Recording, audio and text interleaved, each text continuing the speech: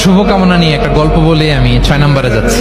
এক লোক মাগরিবের নামাজের আগে তার বন্ধুর জন্য দোয়া করতেছে, আল্লাহ আমার বন্ধুকে তুমি একটা সুন্দরী, রূপবতী, গুণবতী, নেককার, মুতিয়া, কানেতা, জামিলা, রায়া, একজন রূপবতী নেককার স্ত্রী দাও আল্লাহ।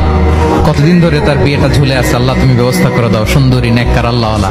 তো সে তো তার বন্ধুর জন্য প্রাণ ভরে দোয়া করতেছে, আর তার স্ত্রী ওয়াইফ পাশেই ইফতারি রেডি করতেছিল। এই দোয়া শুনে মহিলা তো তেলের ওখানে জ্বলে উঠছে, দৌড়ে আসে বলছে, এই তুমি কিসের দোয়া করো, রাখো।